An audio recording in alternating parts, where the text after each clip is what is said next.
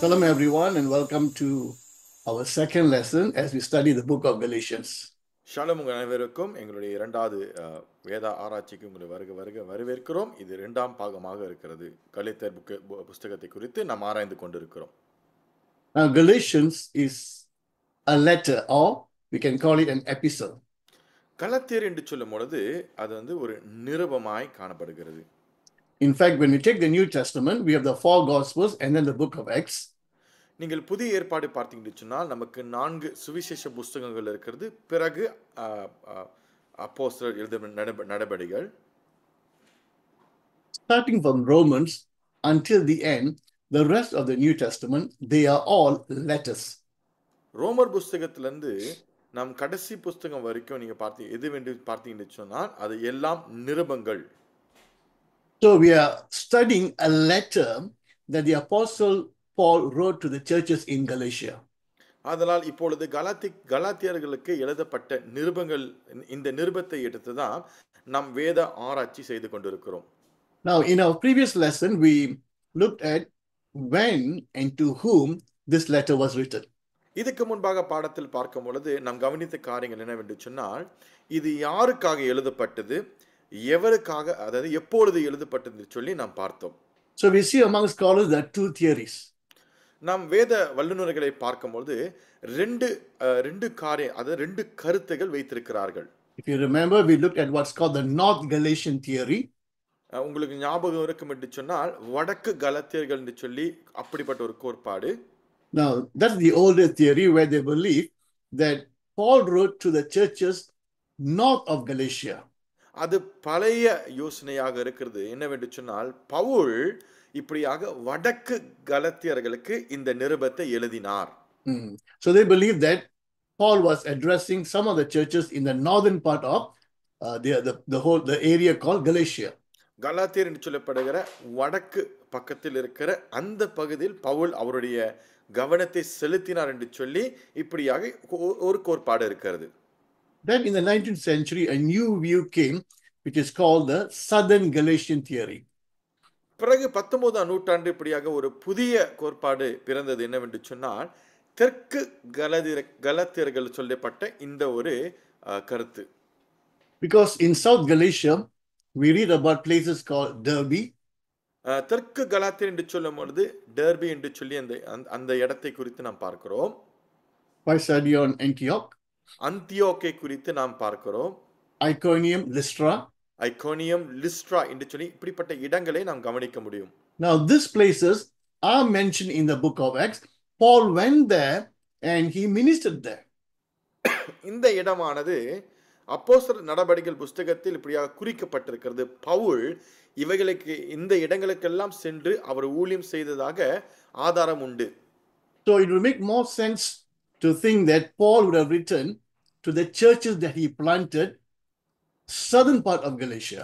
ஆதலால் இதை கவனிக்கும் பொழுது பவுல் தெற்கு கலாத்திற்கு தான் எழுதியிருக்க கூடும் என்று சொல்லி நம்மால் உணர முடிகிறது. I think today most scholars will go for the South Galatian theory. இன்றைக்குள்ள வேத வல்லுநரை பார்த்தீங்க சொன்னால் அவருக்கு இந்த நிருபமானது வடக்கு கலாத்திற்கு தான் எழுதப்பட்டிருக்கிறது சொல்லி நிரூபிக்கிறார்கள். Now if this theory is correct, then that would mean Galatians is the first letter written by Paul. இந்த காரியமானது இது நிஜமாக இருக்கும் என்று சொன்னால் கலாத்தியர் தான் முதல் நிருபமாய் பவுல் எழுதுகிறார். The year is around AD 49. எந்த ஆண்டில் என்று சொன்னால் கிபி 49ஆம் ஆண்டில். Now also in the previous lesson I introduced 2 very important concepts when it comes to interpreting the epistles. அது மட்டுமல்லாமல் போன பாடத்தில் 2 முக்கியமான காரியத்தையும் எடுத்து நான் பகிர்ந்து கொண்டேன். நாம் நிருபங்களை நாம் அதை வியாக்கியானம் செய்ய வேண்டும் என்று சொன்னால் இந்த 2 முக்கியமான காரியத்தை நாம் கருத்தில் எடுத்துக்கொள்ள வேண்டும். I hope you remember them. If you've forgotten, please check your notes or I hope you've written down. You must remember them.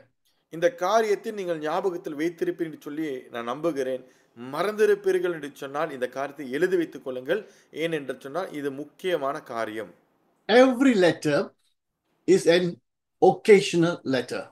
ஒவ்வொரு நிருபமும் இப்படியாக அந்த காலத்தில் அதற்காக எழுதப்பட்ட ஒரு நிருபமாக இருக்கிறது. Occasional letter means there was an occasion, there was a reason to write. அதாவது vocational நிருபம் என்று சொல்லும் பொழுது அந்த நிருபத்தை எழுதுறதுக்கு ஒரு காரணம் உண்டு. So in Tamil we can say karana nirubangal, occasional letter. Occasional letter means there was an occasion. It could be a problem, it could be a question, it could be a false teaching, but there was an occasion and the apostles write to deal with that occasion. தமிழ்ல காரண நிருபங்கள் என்று சொல்லப்படலாம். என்னவென்று சொன்னால் அந்த இடத்துல அது ஒரு பிரச்சனையாக, சர்ச்சையாக அல்லது ஒரு குழப்பமாக இருக்கலாம். அந்த இடத்தில் ஒரு காரியம் நடக்கிறது. அந்த காரியத்தை கையாளுவதற்கு, இந்த குறிப்பிட்ட காரியத்தை கையாளுவதற்கு நிருபம் எழுதப்பட்டுள்ளது. None of the letters were written because the apostles were free on that day, or let me say hi to them. No, there was an occasion and they responded to the occasion by writing a letter. எந்த நிருபமும் இப்படியாக சும்மாவாக எழுதப்படவில்லை. அவர்களுக்கு அப்படியாக நம்ம hi சொல்லுவோமே என்று சொல்லி அப்படியாக எழுதல. ஒரு காரணம் இருந்தது. இந்த நிருபம் எழுதின காரணங்கள் உண்டு. The second concept is task theology. இரண்டாவது காரணம் என்னவென்று சொன்னால், அது இரண்டாவது காரியம் என்னவென்று சொன்னால் task theology. Or in Tamil, pani irayal. The theology that is presented is to deal with the task. தமிழ்ல பணி இறையல் என்று சொல்லுவார்கள். ஏன் இந்த நிருபம் எழுதப்பட்டு சொன்னால் அந்த அங்க உள்ள ஒரு காரியம் பணியாற்றுவதற்கு இந்த நிருபம் எழுதப்பட்டு உள்ளது. Yeah, let's take Paul, since we're studying about Paul. Paul doesn't write everything about a particular topic. He presents, or his theology is presented to deal with the task. அதாவது பவுல் நம்ம எடுத்துக்கொண்டு சொன்னால் அவர் நிருபங்கள் எழுத வேண்டும் என்று சும்மா எழுதவில்லை. ஒரு பணி இருந்தது. அந்த பணியை செய்வதற்கு, பணியாற்றுவதற்கு பவுல் இந்த நிருபங்களை எழுதினார். Why does Paul say this here? But in the other letter he doesn't talk about it because it's a different task. Here is another task. அதாவது ஒரு நிருபத்தில் எல்லாத்தையும் எழுத வேண்டும் என்று சொல்லி பவுல் எழுதவில்லை. ஒரு சில நிருபங்களில் ஒரு பணியாற்றுவதற்கு ஒரு காரியத்தை கொண்டு எழுதினார். இன்னொரு சில நிருபங்களை பார்க்கும் பொழுது இன்னொரு சில காரியங்களை குறித்து அவர் எழுதினார். These are very important concepts because when we study the epistles, we must keep in mind this is an occasional letter. Secondly, the theology that is presented is the theology to deal with the task at hand. இது முக்கியமான ஒரு காரணங்களாக இருக்கிறது. பவுல் நிருபத்தை எழுதும் பொழுது அந்நாட்களில் அந்த இடத்துக்கு தேவைப்பட்ட பதில் சொல்வதற்கு நிருபங்களை எழுதினார். அது மட்டுமல்லாமல் ஒரு சில காரியங்களை அவர் பணியாற்றுவதற்கும் அல்லது அந்த காரியத்தை கையாளுவதற்கு ஒரு சில நிருபங்களை அந்த இடத்துக்கு சரியாக எழுதினார். Now how do we discover what is the occasion, what is the problem? நாம் எப்படி கண்டுபிடிப்பது அங்க இருக்கிற ஒரு என்ன நடந்து கொண்டு என்ன சர்ச்சை என்று நாம் கண்டுபிடிப்பது? This is where careful study comes in. இங்கதான் நாம் எப்படி இந்த காரியத்தை கூர்ந்து கவனிப்பது என்று சொல்லி பார்க்க வேண்டும். We have to read and reread and we have to look at certain words, certain phrases, and very important to us, why is he saying this? அதாவது நாம் இந்த காரியத்தை கவனிக்க வேண்டும். சில வசனங்கள், சில காரியத்தை அல்லது சில சூழம்சங்கள் குறித்து நாம் பார்த்து ஏன் இந்த இடத்தில் பவுல் இதை கூற வேண்டும் என்று சொல்லி நாம் கவனிக்க வேண்டும். And the common illustration is given is like listening someone talking on the phone. அதாவது நல்ல ஒரு உதாரணம் கொடுக்க வேண்டும் என்று சொன்னால் ஒரு நபர் அவர் தொலைபேசி வாயிலாக பேசிக் கொண்டிருக்கும் பொழுது நாம் கேட்கிறோம் அல்லவா? We can hear what this person is saying, but we don't know what the other person is saying. நம்மால் இந்த பக்கத்து இருக்கிறவர்கள் பேசும் பொழுது இவர்கள் எதை குறித்து பேசுகிறார்கள் என்று சொல்லி நம் பாதி கதையை கேட்க முடியும். ஆனாலும் அந்த இடத்திலிருந்து அவர்கள் எதை பேசுகிறார்கள், எப்படி பதில் கொடுக்கிறார்கள் என்று சொல்லி நமக்கு கொஞ்சம் குழப்பமாக அல்லது தெரியாம தான் இருக்கும். How do you find out what the other person is saying based on what this person is talking? So ஆதலால் அந்த இடத்தில் அவர்கள் எப்படி என்ன சொல்லுகிறார்கள் என்று நம்ம எப்படி கண்டுபிடிப்பது? இந்த இடத்திலிருந்து இவர்கள் பேசும் பொழுது நாம் பார்க்கிறோம், கவனிக்கிறோம் அல்லவா? இதை வைத்து நாம் இந்த காரியத்தை கணிக்க முடியும். For example, let's say the person picks up the phone and says, "Hey, how are you? It's been a long time." உதாரணத்துக்கு ஒரு நபர் இப்படியா தொலைபேசி வாயிலாக அவர் செல்போன் எடுத்து அவர் பதில் சொல்லும் பொழுது, "ஹே, எப்படி இருக்கீங்க?" என்று கேட்கிறார். It's been a long time. ரொம்ப நாளமாச்சு பார்த்து. Okay, he sounds happy. That means he's talking to somebody that he hasn't met for some time. அதாவது இங்க பார்க்கும் பொழுது இவர் சந்தோஷமாக தொலைபேசி வாயிலாக பேசிக் கொண்டிருக்கிறார். இதை பார்க்கும் பொழுது என்ன என்ன தெரியுது என்று சொன்னால், ரொம்ப நாள் பார்க்காத ஒரு நபரை பார்த்து அல்லது நபரை அவர் நபரிடத்தில் பேசிக் கொண்டிருக்கிறார். Then he says, "Oh, really? I'm so sorry." So பிறகு அவர் சொல்கிறார், அப்படியா, நான் மிகவும் அதை குறித்து வருத்தப்படுகிறேன். That means that person, someone close to that person, something has happened. Probably they have died. அப்படி என்றால் அந்த இன்னொரு இடத்திலிருந்து பேசிக் கொண்டிருக்கிறவர்கள் இவர் கொஞ்சம் நெருக்கமாக இருக்கிறார்கள். ஒருவேளை அந்த நெருக்கமான ஒருவர் யாராவது காலமாக இருக்கலாம். So based on what this person is saying, we try to recreate who that person is, what the person is saying. ஆதலால் தொலைபேசி வாயிலாக இந்த இடத்தில் பேசிக் கொண்டிருக்கிற நபரை கவனித்து நம்மால் கணிக்க முடியும் அந்த இடத்தில் யார் பேசுகிறார், அவர்கள் இவருக்கு யாராக இருக்க முடியும் என்று சொல்லி நம்மால் அந்த காரியத்தை ஒட்டி வைத்து பார்க்க முடியும். So when we are reading an epistle, we are hearing only one side of the conversation. We know what Paul has written, but what are they saying there? ஆதலால் நம் இந்த நிருபங்களை வாசிக்கும் பொழுது இப்படிப்பட்ட காரியத்தை தான் நாம் உணர்கிறோம். என்னவென்று சொன்னால், நம் ஒரு பக்கத்தில் உள்ள ஒரு கதையை தான் நாம் கேட்டுக்கொண்டிருக்கிறோம். இன்னொரு பக்கத்தில் உள்ள காரியத்தை நம்மால் கணிக்கதான் அல்லது உருவாக்கதான் அதாவது கணிக்கதான் முடியும். The very important thing to do is always to keep asking, why is he saying this? Why is he using this word? Why is he repeating this? Based on that, maybe this is what they are saying.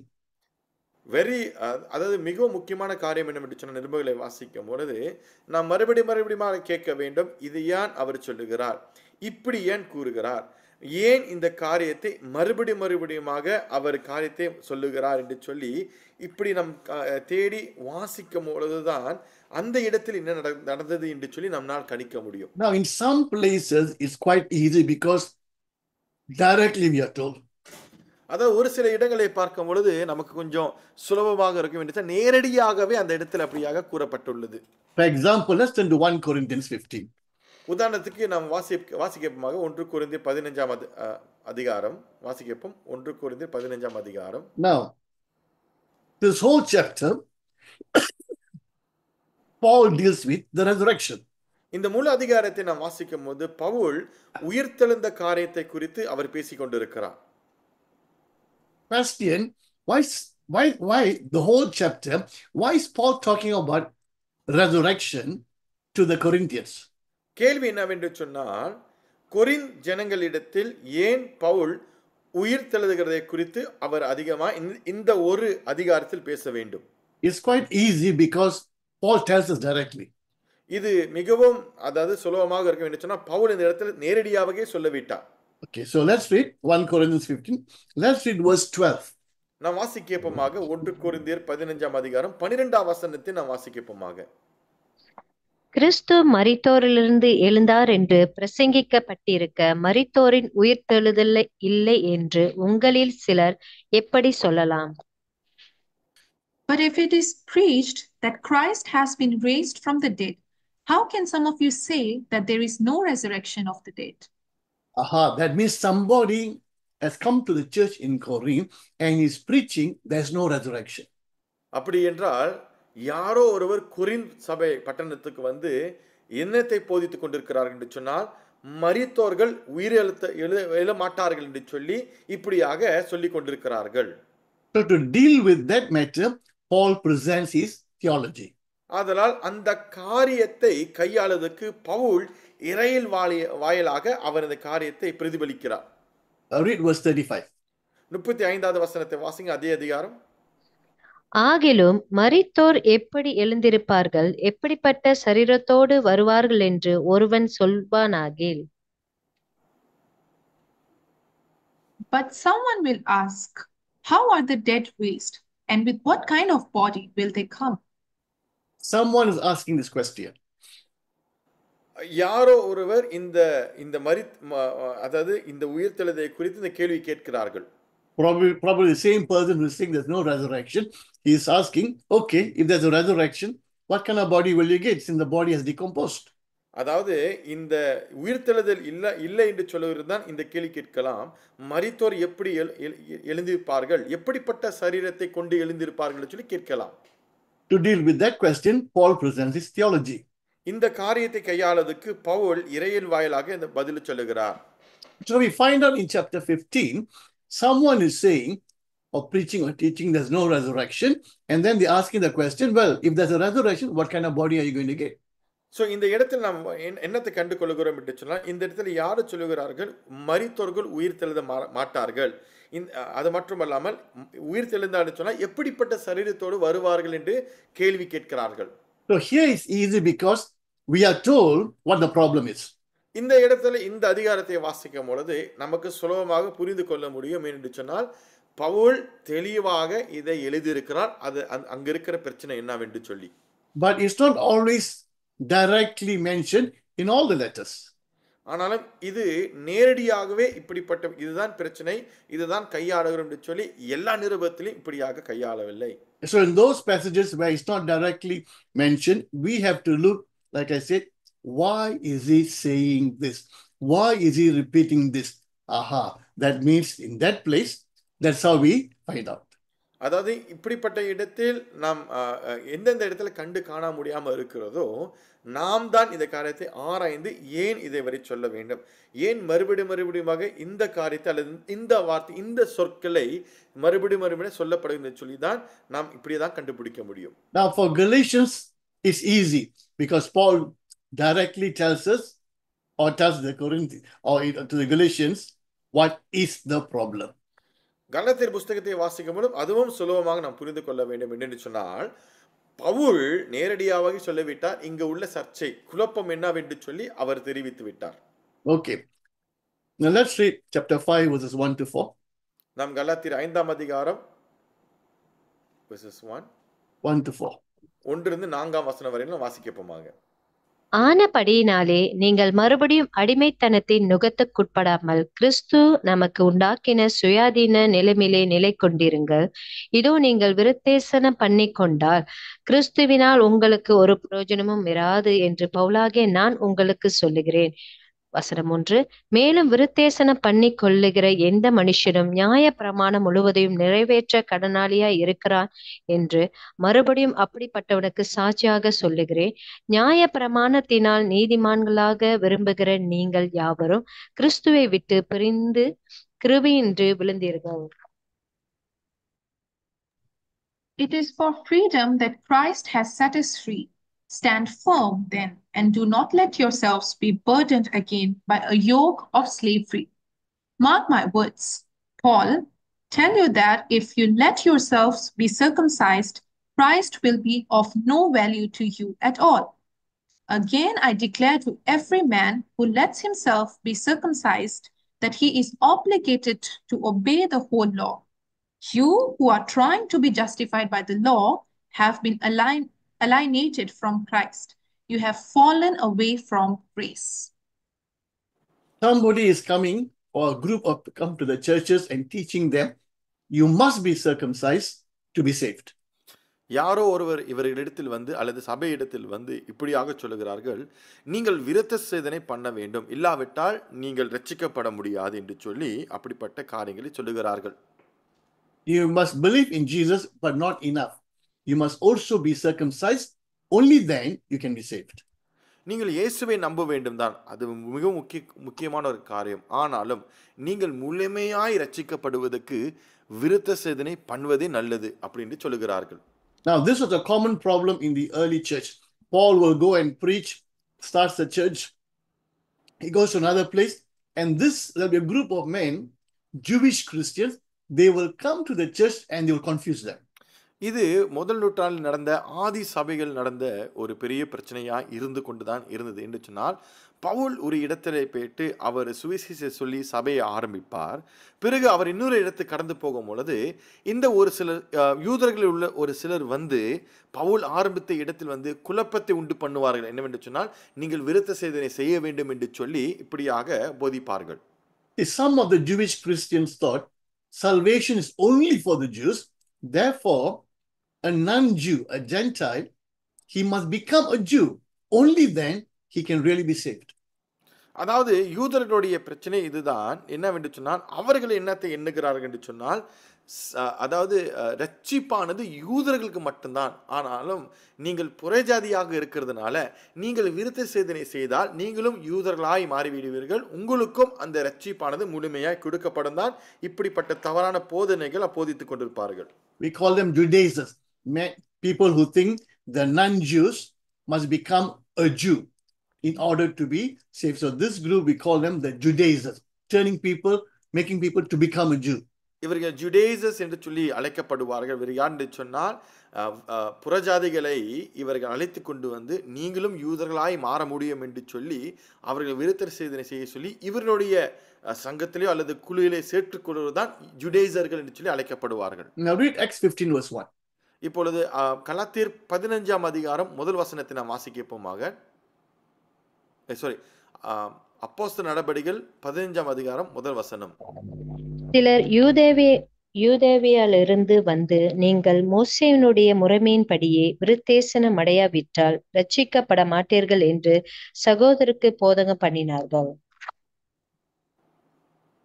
Certain people come down from Judea to Antioch and were teaching the believers, unless you are circumcised according to the custom taught by Moses, you cannot be saved. Look at what they're saying. Unless you're circumcised, you cannot be saved. நல்ல கவனிங்கள். இவர்கள் என்ன சொல்கிறார்கள்? நீங்கள் மோசேயினுடைய முறைமையின்படியாக விருத்த சேதனை அடையாவிட்டால் ரட்சிக்கப்பட மாட்டீர்கள் என்று அவர்கள் போதிக்கிறார்கள். Now read Galatians 1:8. கலாத்தியர் முதல் அதிகாரம் 8வது வசனத்தை வாசிங்க.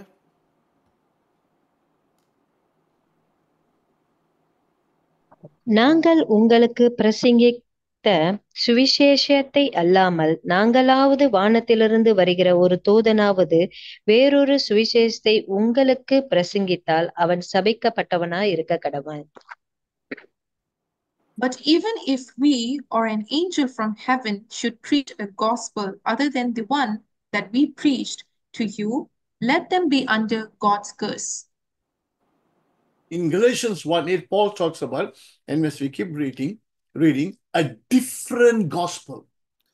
கலாத்தியர் முதல் அதிகாரத்தை நாம் வாசிக்கும் பொழுது பவுல் இதை குறித்து பேசுகிறார். தொடர்ந்து நீங்கள் வாசிக்கும் பொழுது வேறொரு சுவிசேஷத்தை அப்படின்னு சொல்லி பேசுவார்.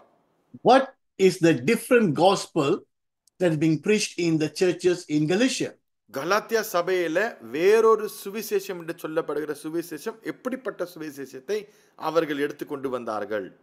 You must believe in Jesus, not enough. You must add circumcision, only then you are saved. நீங்கள் இயேசுவை நம்ப வேண்டும், அது பத்தாது.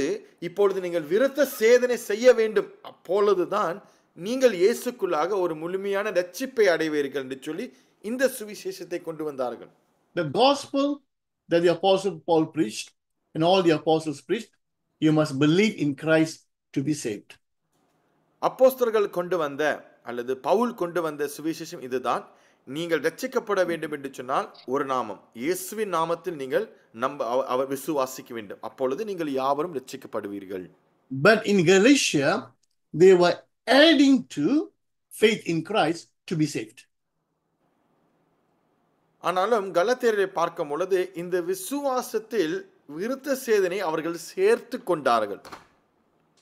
So what is the false or different gospel that's being preached in the churches of Galatia?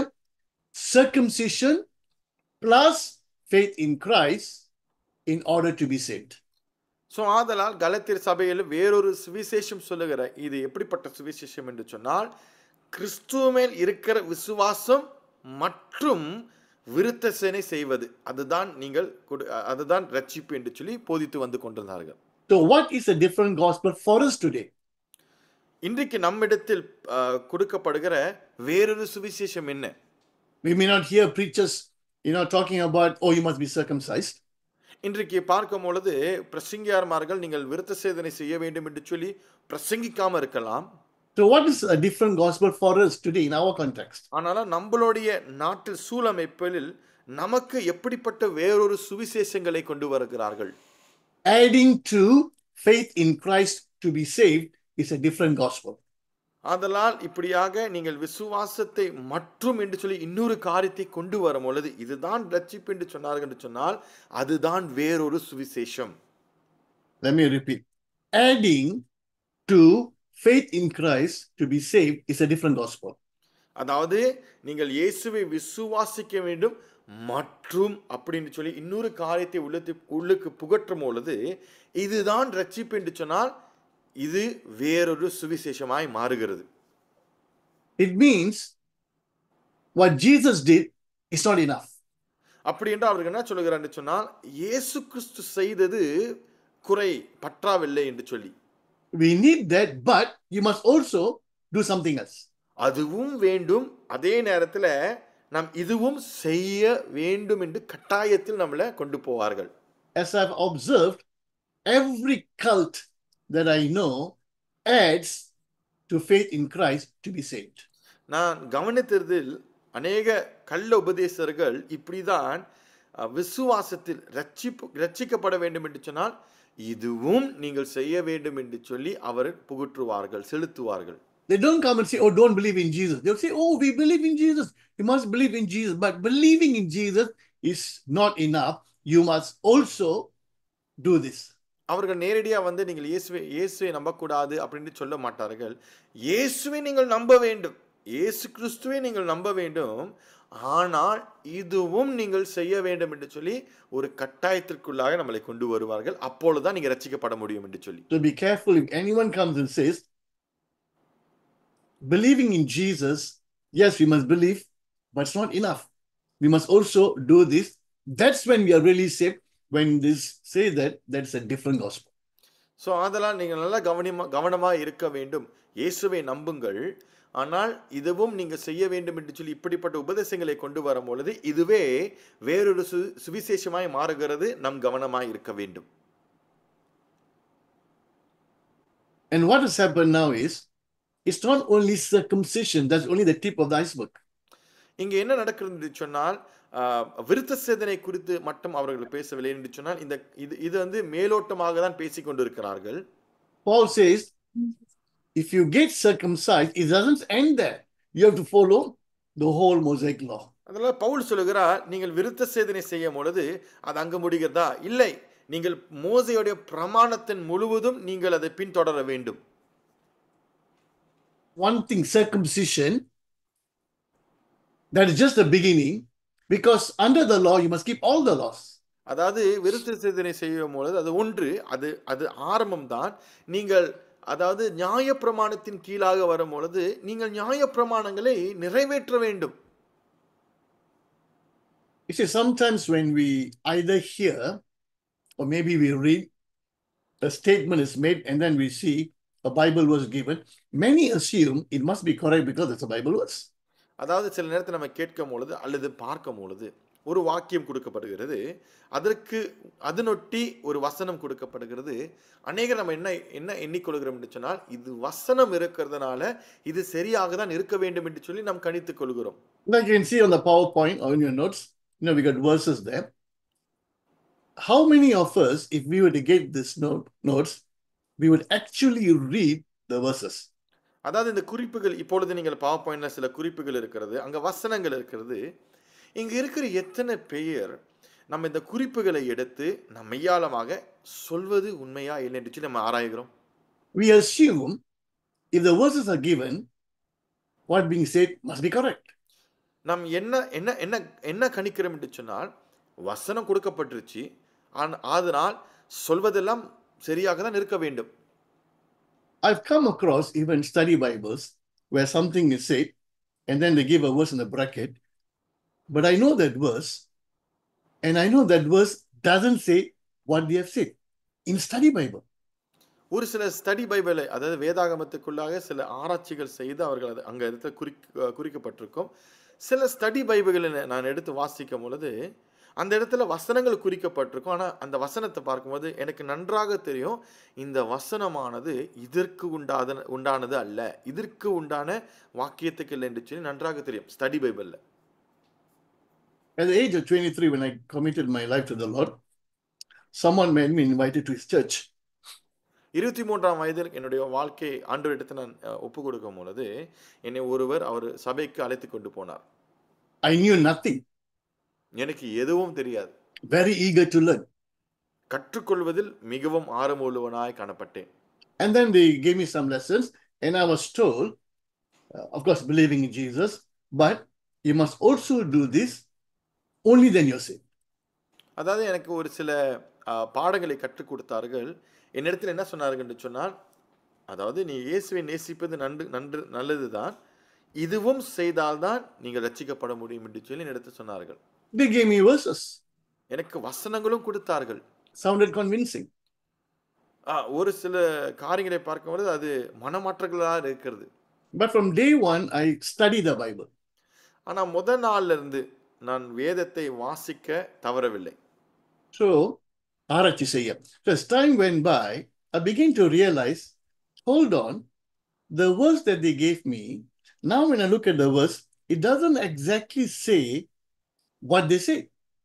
காலங்கள் செல்ல செல்ல நான் ஒரு காரியத்தை கவனித்தேன். அவர்களுக்கு கொடுத்த அந்த வசனமானது அவர்கள் சொன்னபடியே அந்த வசனம் அப்படியாக குறிக்கப்படவில்லை. So I began to realize there are many good things, but some of the teachings that I believed and really stood firm, but now I'm looking at, hold on, the verse doesn't exactly say what they say. அநேக நல்ல காரியங்களை நான் கற்றுக்கொண்டேன். ஆனால் சில வசனங்களை பார்க்கும்போது நான் கொஞ்ச நேரம் நின்று நான் யோசிக்க ஆரம்பித்தேன். இந்த காரியத்தை நான் நம்புகிறேன், உறுதியாக நிற்கிறேன், ஆனால் இந்த வசனமானது இப்படி சொல்லவில்லையே என்று சொல்லி நான் உணர ஆரம்பித்தேன். But most, surely the guy would have checked. He's writing a book. Surely study Bible by scholars. I'm sure they've checked that. We assume that. ஆனால் அநேக நம்ம என்ன யோசிப்போம் என்று சொன்னால், அவர் கண்டிப்பாக இது சரியாதான் எடுத்திருப்பார். அவர் வேத புஸ்தகத்தை நன்றாக வாசிக்கிறார், வேத வல்லுனர், அது மட்டுமல்லாமல் புஸ்தகங்களை எழுதுகிறார், சரியாக தான் இருப்பார் என்று சொல்லி நாம் நினைத்துக் கொள்கிறோம். So if you're reading a book or any article, read the scriptures that they quote in the brackets. Read them and ask, does the scriptures say what they have said? அதாவது நீங்கள் ஒரு சில புஸ்தகங்களை வாசிக்கும் பொழுது அல்லது ஒரு காரியத்தை வாசிக்கும் பொழுது அவர்கள் வசனங்களை கொடுப்பார்கள் என்று சொன்னால் அந்த வசனத்தை வாசித்து இந்த வசனமானது அவர்கள் சொன்ன காரியத்திற்கு சரியாக இருக்கா என்று சொல்லி நீங்கள் ஆராய்ந்து பார்க்க வேண்டும். So what has happened in Galatians is, Paul says, you started by faith, and in faith, now what's going to happen?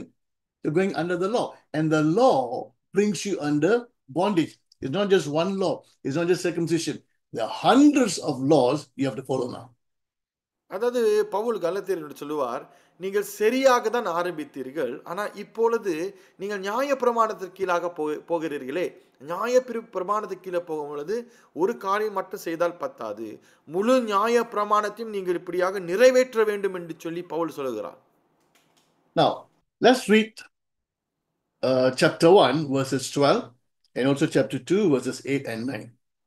நாம் வாசிக்கப்போமா கலாத்தியர் முதல் அதிகாரம் 8வது 9வது வசனம் வரையிலும், 2வது அதிகாரம் 2வது வசனம் 7 9வது வசனம் வரையிலும் வாசிக்கப்போமாக. நாங்கள் உங்களுக்கு பிரசங்கித்த சுவிசேஷத்தை அல்லாமல் நாங்களாவது வானத்திலிருந்து வருகிற ஒரு தூதனாவது வேறொரு சுவிசேஷத்தை உங்களுக்கு பிரசங்கித்தால் அவன் சபிக்கப்பட்டவனாய் இருக்க கடவன். முன் சொன்னது Galatians 1:12. 1:12வது வசனம். சாரி. நான் அதை ஒரு மனுஷனானால் பெற்றதும் இல்லை, மனுஷனால் கற்றதும் இல்லை. இயேசு கிறிஸ்துவே அதை எனக்கு வெளிப்படுத்தினார். 2ஆம் அதிகாரம் 8 9 வசனம் வரையிலும்.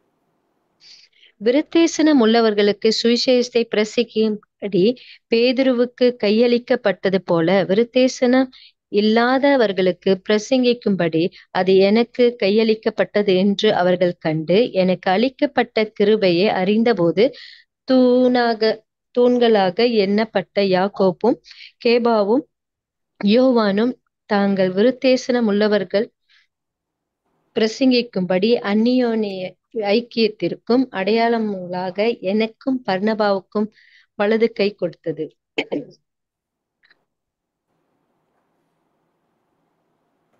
But even if we, No. Chapter 1, verse 12. okay. For I neither received it from man, nor was I taught it, but it came through the revelation of Jesus Christ. Chapter 2, 8 and 9. For he who worked effectively in Peter for the apostleship to the circumcised also worked effectively in me toward the Gentiles. And when James, Cephas, and John, who seemed to be pillars, received the grace that had been given to me, they gave me and Barnabas the right hand of fellowship, that we should go to the Gentiles and they too be circumcised. Paul very strongly emphasizes that he was called to be an apostle by God. And when he met the other apostles, they affirmed that he is an apostle. அதாவது பவுல் இந்த இடத்துல எப்படியா உறுதியாக சொல்லுகிறார், அவர் தேவனால் அழைக்கப்பட்ட ஒரு அப்போஸ்தலர் என்று சொல்லி அவர் இந்த இடத்தில் மறுபடியுமாய் உறுதிப்படுத்துகிறார். அது மட்டுமல்லாமல் சுற்றி இருந்தவர்கள் இவர் அப்போஸ்தலர் என்று சொல்லி ஏற்றுக்கொண்டார்கள். Why does he have to tell the Galatians that when I met the apostles, they recognize my calling? They recognize that I'm an apostle and God has called me especially to preach to the Gentiles as Peter and the others to preach to this. Why must he say this? இந்த நிருபத்தில் ஏன் பவுல் மறுபடியுமாக அதை வலியுறுத்த வேண்டும்? அப்போஸ்தலர்கள் என்னை பார்க்கும் பொழுது என்னுடைய அழைப்பை அவரை அறிந்து கொண்டார்கள். நான் அப்போஸ்தலர் என்று சொல்லி எனக்கு ஒரு ஊழிய பணி இருக்கிறது, அந்த ஊழியமானது நான் புறஜாதி இடத்தில் செய்கிற ஊழிய பணி என்று சொல்லி இவர்கள் புரிந்து கொண்டார்கள், அறிந்து கொண்டார்கள் என்று சொல்லி ஏன் இது மறுபடியுமாய் வலியுறுத்த வேண்டும்? He strongly emphasizes his calling as an apostle. The reason must be these false teachers who have come are questioning whether Paul is really an apostle. இந்த காரியத்தை ஏன் மறுபடியுமாக அவர் வலியுறுத்துகிறார் என்று சொன்னார், பலமாக வலியுறுத்தான்னு சொன்னால், இந்த கள்ள உபதேசிகர் என்ன செய்கிறார் என்று சொன்னால், பவுலை இவர் அப்போஸ்தலர் இல்லை என்று சொல்லி நிராகரிக்கிறார்கள். The Judaizers would have told the people, listen, Paul has not told you the whole story. Paul wasn't a follower of Jesus. He wasn't one of the 12 apostles. So he doesn't really know the full gospel. So he missed some things. So we have come to give you the full gospel. They brought in circumcision. அதனால் இந்த யூதர்களை பார்க்கும் பொழுது என்ன சொன்னார்கள் என்று சொன்னால், இதுதான் சொல்லியிருப்பாங்க, பவுல் அவன் அப்போஸ்தலன் அல்ல, 12 பேர் மத்தியில் அவன் ஒருவன் அல்ல, அவன் இயேசுவுடைய பின்தொடர்கிற ஒரு அப்போஸ்தலன் அல்ல, பவுலுக்கு முழுமையான சுவிசேஷத்தை உங்களிடத்தில் அவன் கொடுக்க தவறிவிட்டான் என்று சொல்லி இப்படியாக இந்த யூதர்கள் இந்த ஜனதில் மனங்களை கெடுக்கிறார்கள். So first he emphasizes, he affirms his calling as an apostle. முதலாவதாக பவுல் தான் அப்போஸ்தலர் என்று சொல்லி அவர் பலமாய் உறுதிப்படுத்துகிறார். He doesn't go into the matter about circumcision first. First he deals with his affirming his call as an apostle.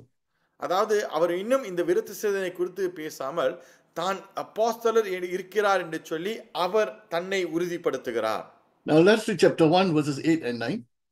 முதல் அதிகாரம் 8 லிருந்து 9 வசனம் வரையிலும் வாசிப்போம். கலத்தியர் முதல் அதிகாரம் 8 லிருந்து 9 வசனம். நான் உங்களுக்கு பிரசங்கித்த சுவிசேஷத்தை அல்லாமல் நாங்களாவது வானத்திலிருந்து வருகிற வேறு தூதனாவது வேறொரு சுவிசேஷத்தை உங்களுக்கு பிரசங்கித்தால் அவன் சபிக்கப்பட்டவனாய் இருக்க கடவன். முன் சொன்னது போல மறுபடியும் சொல்லுகிறேன், நீங்கள் ஏற்றுக்கொண்ட சுவிசேஷத்தை அல்லாமல் வேறொரு சுவிசேஷத்தை ஒருவன் உங்களுக்கு பிரசங்கித்தால் அவன் சபிக்கப்பட்டவனாய் இருக்க கடவன். Chapter 2 verse 2. நான் தேவ அறிவிப்பினாலே போய் புறஜாதிகள் எடுத்து நான் பிரசங்கிக்கிற சுவிசேஷத்தை அவர்களுக்கு விவரித்து காண்பித்தேன். ஆயினும் நான் ஓடுகிறதும் ஓடினதும் வீணாகாத படிக்கு எண்ணிக்கை உள்ளவர்களுக்கோ தனிமையாய் விவரித்து காண்பித்தேன். Verses 7 to 9, same chapter. அதுவும் அல்லாமல் விருத்தேசனம் உள்ளவர்களுக்கு அப்போஸ்தலனாய் இருக்கும்படி பேதுருவை பலப்படுத்தினவர் புறஜாதிகளுக்கு அப்போஸ்தலனாய் இருக்கும்படி என்னையும் பலப்படுத்தினபடியால் விருத்தேசனம் உள்ளவர்களுக்கு சுவிசேஷத்தை பிரசங்கிக்கும்படி பேதுருவுக்கு கையளிக்கப்பட்டது போல விருத்தேசனம் இல்லாதவர்களுக்கு பிரசங்கிக்கும்படி அது எனக்கு கையளிக்கப்பட்டது என்று அவர்கள் கண்டு. But even if we or an angel from heaven should preach a gospel other than the one we preach to you, let them be under God's curse. As we have already said, so now I say again, if anybody is preaching to you a gospel other than what you accepted by faith, let them be under God's curse. I went in response to a revelation and meeting privately with those esteemed as leaders. I presented to them the gospel that I preach among the Gentiles. I wanted to be sure I was not running and had not been running my race in vain. Galatians 2:7-9. On the contrary, they recognized that I have been entrusted with the task of preaching the gospel to the uncircumcised, rather, just as Peter has been to the circumcised. For God, who was at work in Peter as an apostle to the circumcised, was also at work in me as an apostle to the Gentiles. Paul, James, carry on.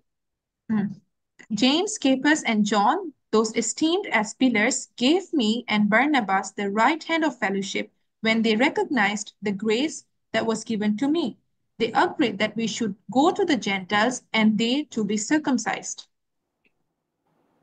Paul will talk about the gospel he's preaching. As you read the whole chapter, he says, I received this by revelation from Jesus Christ. Pavul இந்த காரியத்தை கொண்டு அவர் பேசுவார், சொல்லுவார், கிறிஸ்து வெளிப்படுத்தினபடியே இந்த காரியத்தை நான் பெற்றுக்கொண்டேன். The gospel that he received by revelation from Christ, which Paul claims, is it the same as the one the apostles are preaching?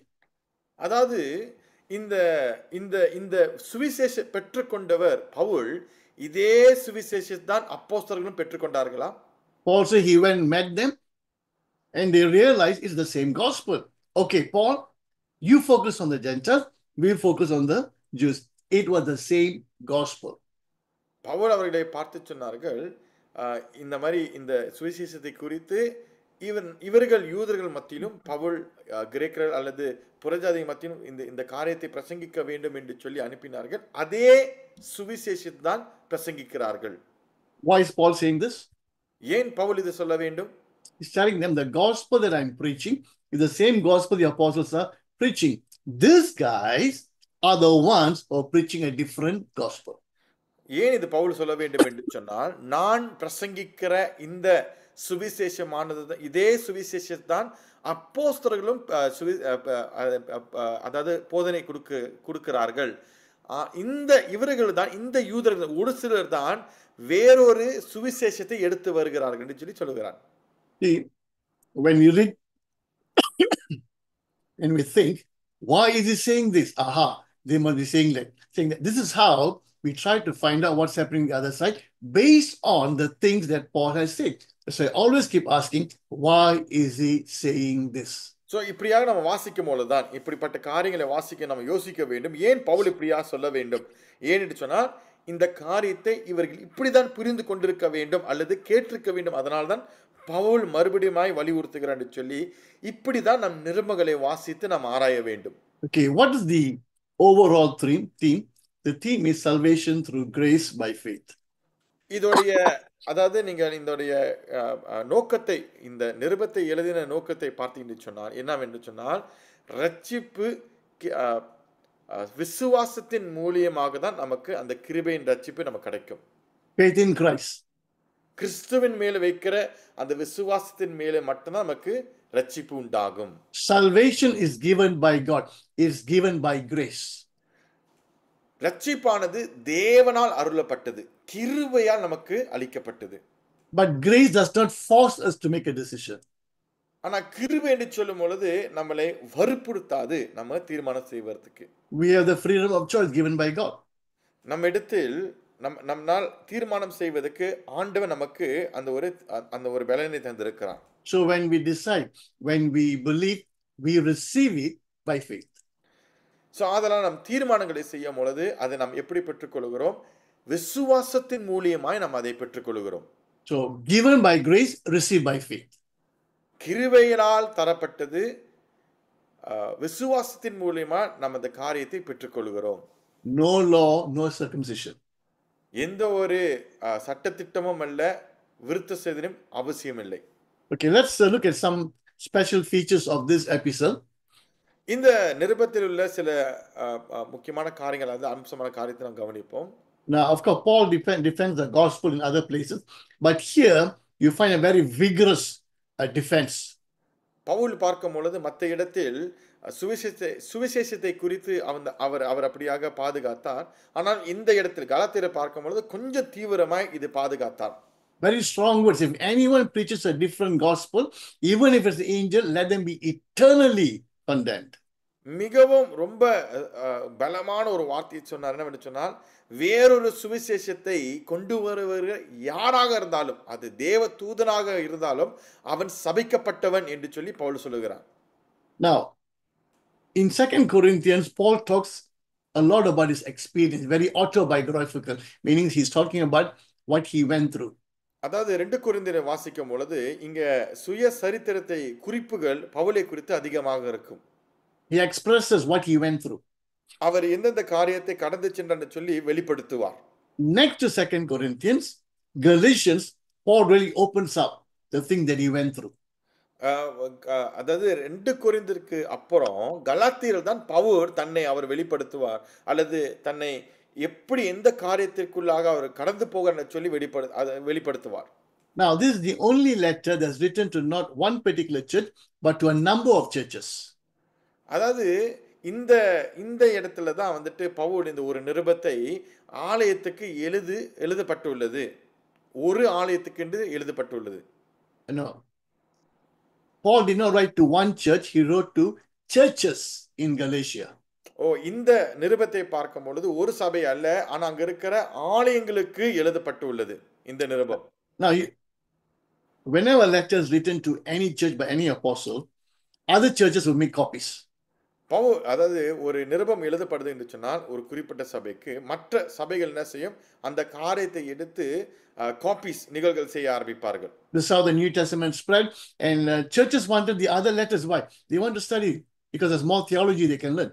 இப்படித்தான் புதிய ஏற்பாடானது ரொம்ப பரவலாய் சென்றது.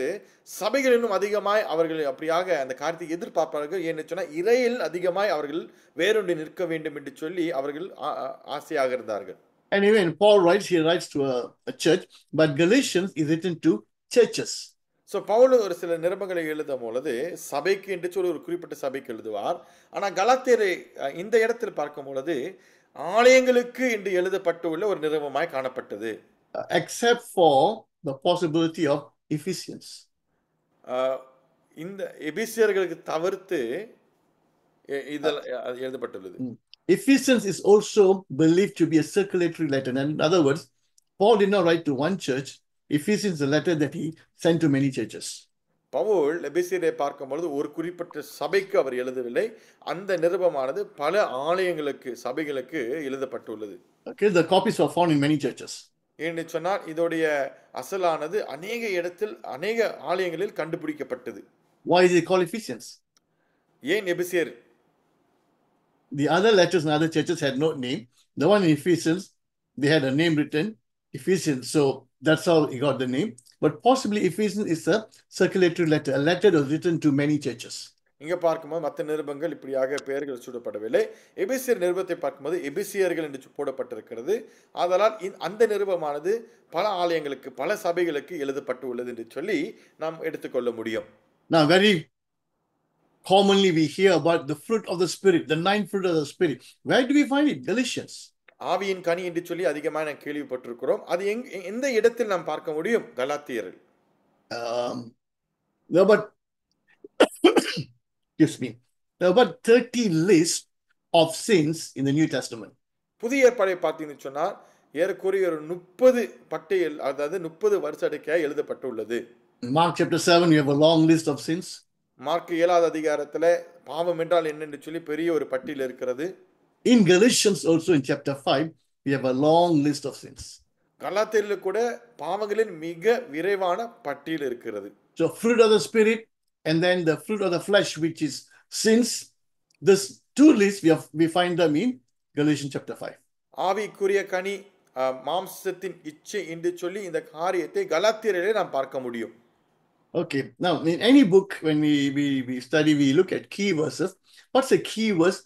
A key verse is like a summary of the book. அதாவது எந்த நிருபங்களை நீங்கள் எடுத்தாலும் அதுக்கு ஒரு முக்கிய வசனம் இருக்கும். ஸோ இந்த முக்கிய வசனம் எதற்கு என்று சொன்னால் இந்த ஒரு வசனத்தில் இந்த முழு நிருபத்திலும் என்ன முக்கியமா எழுதப்பட்டிருக்குன்னு சொல்லி சுருக்கமா நான் பார்க்க Okay. முடியும். Let's read chapter 2, verse 16 and chapter 5, verse 1. வாசிக்கப்பமாக கலாத்தியர் 2ஆம் அதிகாரம் 16ஆம் வசனம்.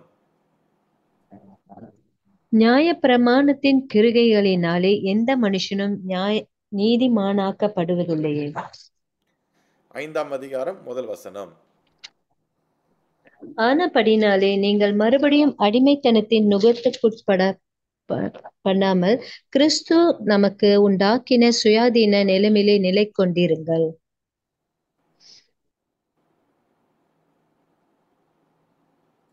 Know that a person is not justified by the works of the law, but by faith in Jesus Christ. So we too have put our faith in Christ Jesus, that we may be justified by faith in Christ, and not by the works of the law. Because by the works of the law, no one will be justified. It is for freedom that Christ has set us free. Stand firm then, and do not let yourselves be burdened again by a yoke of slavery. So this two verses tells us basically, law cannot justify you, only faith in Christ. அதாவது இந்த ரெண்டு வசனங்களை வாசிக்கும் பொழுது இந்த இடத்துல நான் வாசிக்கிறோம், நியாயப்பிரமாணங்கள் வந்து உங்களை நியாயப்படுத்தாது, இயேசு கிறிஸ்து மேல் விசுவாசத்தை வைக்கும் பொழுதுதான் அதுதான் உங்களை நீதிமானாக மாற்றும், அதுதான் உங்களை நியாயப்படுத்தும் என்று சொல்லி நான் பார்க்கிறோம்.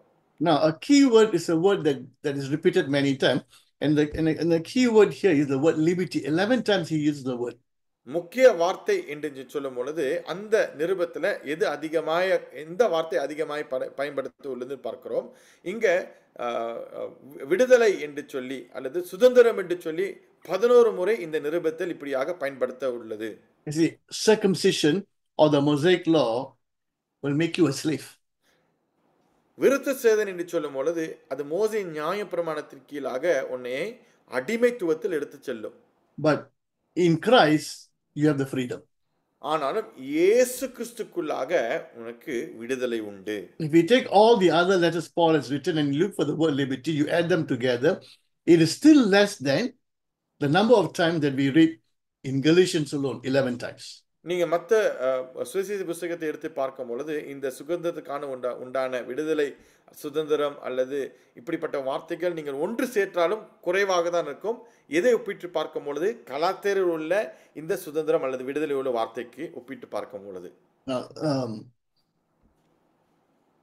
it is studying this epistle that Martin Luther realized that no law, no regulation, nothing you can do can get you saved or make you righteous, only faith in Christ.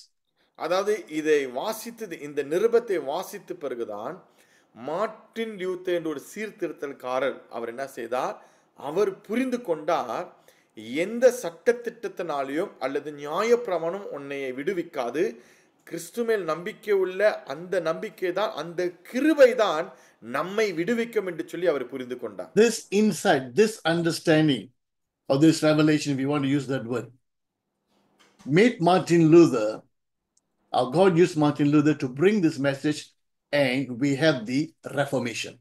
இந்த வெளிப்பாடு தான் மார்ட்டின் லூத்தருக்கு ஒரு புதிய ஒரு வெளிப்பாடாக ஏற்பட்டு அவரை மறுபடியும் சிந்திக்க வைத்து சபைகளில் சீர்திருத்தல் உண்டானது. It has been said that what Paul began in Galatians regarding justified by faith, what he began in Galatians, he completes or finishes in Romans. இப்படியாக சொல்லப்படுகிறது, பவுல் எந்த காரியத்தை கலாத்தியரில் ஆரம்பித்தாரோ, அதாவது விசுவாசத்தினால் நியாயப்படுதல் என்று சொல்லி எதை ஆரம்பித்தாரோ அது ரோமர்ல முடிந்தது. Now in some Bible schools, if you look at the subjects, sometimes you'll find Galatians and Romans taught together. அதாவது சில வேதாகம கல்லூரி பார்த்தீங்கன்னு சொன்னா கலாத்தியரும் ரோமரும் ஒன்றாக அந்த காரியம் நம்ம அந்த ஒரு அர்த்தத்தில் பேசுகிற ஒரு தன்மை உண்டு. Why? Because similar themes. ஏன் என்று சொன்னால் ஒருமைப்பட்டு உள்ளது இந்த நிருபங்களும். So they say what he began in Galatians, he completes in Romans. So கலாத்தியரில் அவர் எதை ஆரம்பித்தாரோ ரோமர்ல அதை முடித்தார். 2 months ago, I was asked to teach in a Bible school, 25 hours of teaching. 25, I'm sorry. 25 hours of teaching. Okay. 2 மாதத்துக்கு முன்பாக இப்படியாக ஒரு வேதாகம கல்லூரியில் என்னை போதிக்கும்படிக்கு அழைத்தார்கள். 25 மணி நேரத்துக்கு எனக்கு கொடுத்தார்கள். 25 மணி நேரம் கொடுத்தார்கள் எனக்கு. 1 week, 5 hours, so 25 hours. You know what was the topic? ஒரு வாரம், ஒரு நாள் 5 ஹவர் சொல்லித்தர வேண்டும். ஒரு வாரத்துல. இது கொடுக்கப்பட்ட தலைப்பு என்னவென்று தெரியுமா? Galatians and Romans. கலாத்தியரும் ரோமர் புஸ்தகமும். Why? Similarity. ஏன் என்று சொன்னால் இது ரெண்டும் ஒருமையாய் நாம் பார்க்க முடியும். Okay. So as we come to a conclusion, what is the Galatian error? So இது நாம் முடிவுக்கு வரும்பொழுது கலாத்தியருடைய தவறு என்ன என்று Okay, let's read chapter 1, 6 and 7. நாம் வாசிக்கப்போமாக முதல் அதிகாரம் 6 லிருந்து 7 வசனம் வரை நாம் வாசிக்கப்போமாக. உங்களை கிறிஸ்துவின் கிருபையினாலே அழைத்தவரை நீங்கள் இவ்வளவு சீக்கிரமாய் விட்டு வேறொரு சுவிசேஷத்திற்கு திரும்புகிறதை பற்றி நான் ஆச்சரியப்படுகிறேன். வேறொரு சுவிசேஷம் இல்லையே. சிலர் உங்களை கலகப்படுத்தி கிறிஸ்துவினுடைய சுவிசேஷத்தை புரட்ட மனதாய் இருக்கிறார்களே அல்லாமல் வேறல்ல.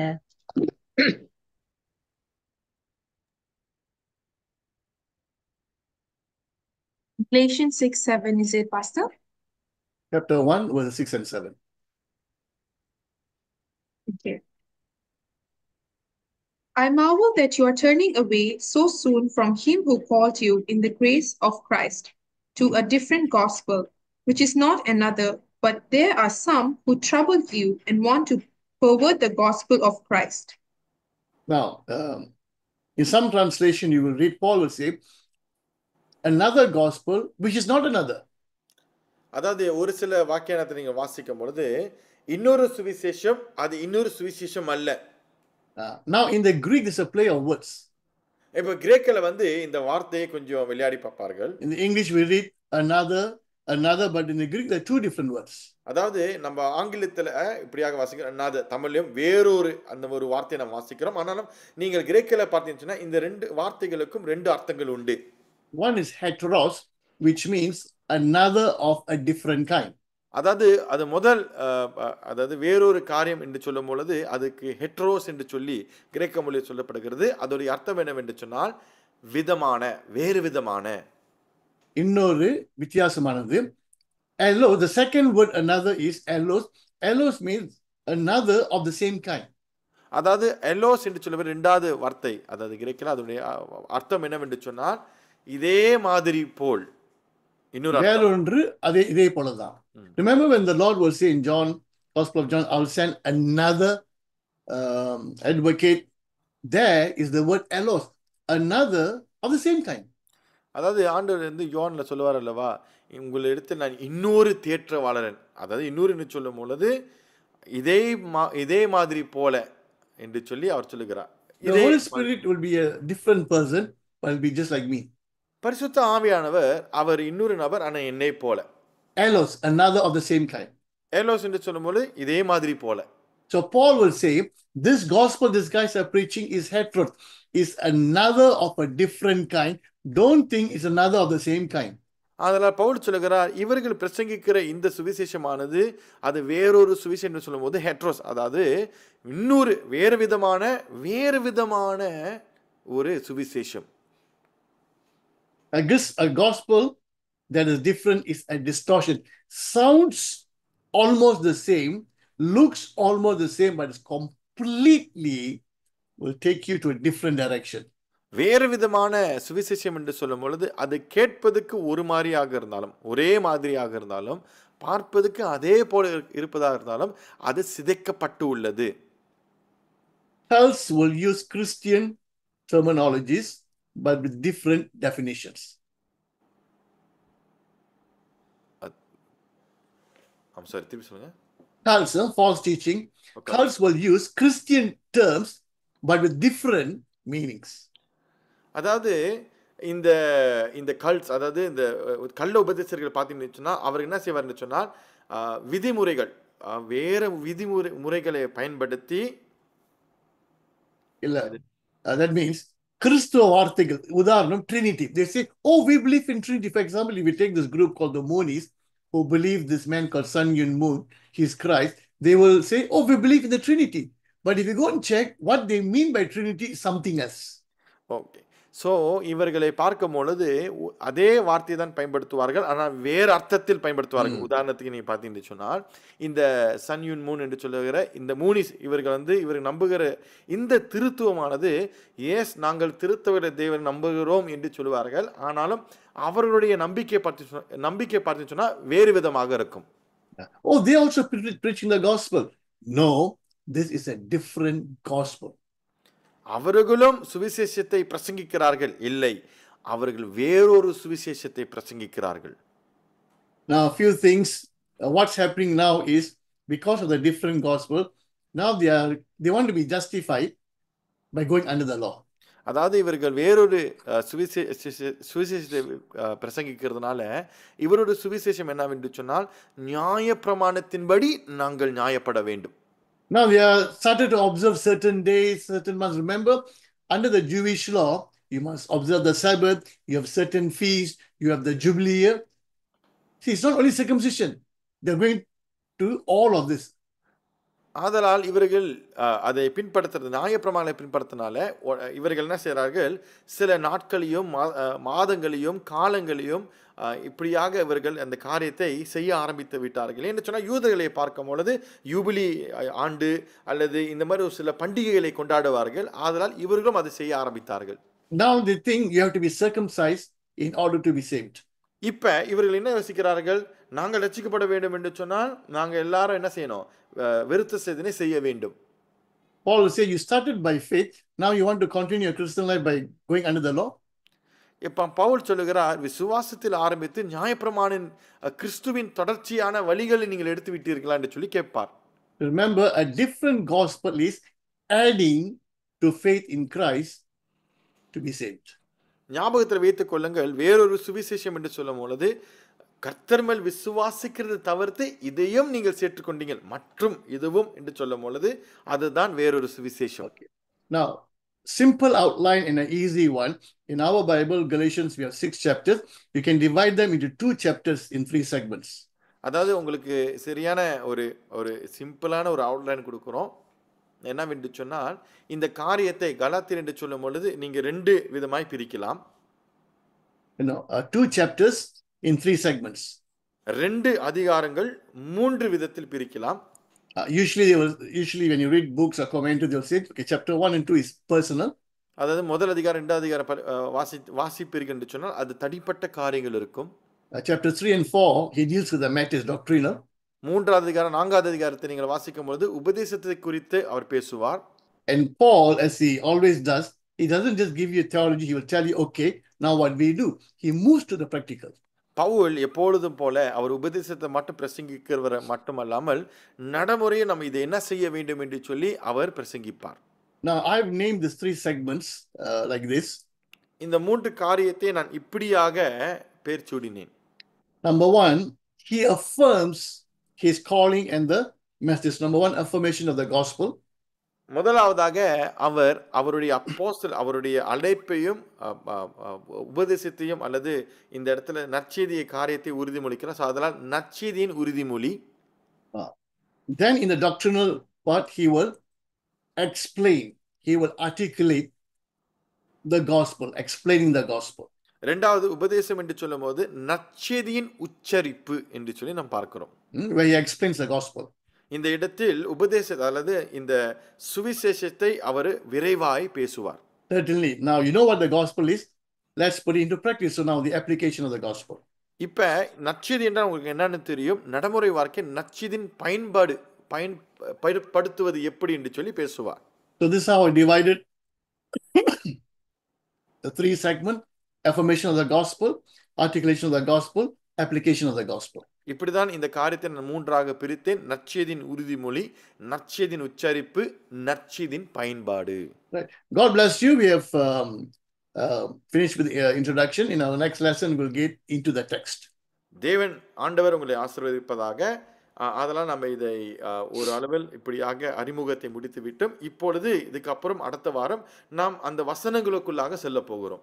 Now, if you have questions, I would prefer if you send it to me or to Brother Jeremy. Then what I'll do, questions that are related to our topic, I will answer them in the teaching itself. அதாவது உங்களுக்கு கேள்விகள் இருக்கும் என்று சொன்னால் நீங்கள் என்னிடத்திலோ அல்லது சகோதரர் Jeremy இடத்துல நீங்கள் அனுப்பலாம். நான் என்ன செய்வேன், நீங்கள் முன்கூட்டி அதை அனுப்பினீர்கள் என்று சொன்னால் என்னுடைய இந்த போதிக்கிற வேளையில் உங்களுடைய கேள்விக்கு பதிலை சொல்ல நான் முயற்சி செய்வேன். God bless you. See you in the next lesson. தேவன் உங்களை மறுபடியும் ஆசீர்வதிப்பதாக. நாம் அடுத்த பாடத்தில் நாம் உங்களை பார்க்கிறோம்.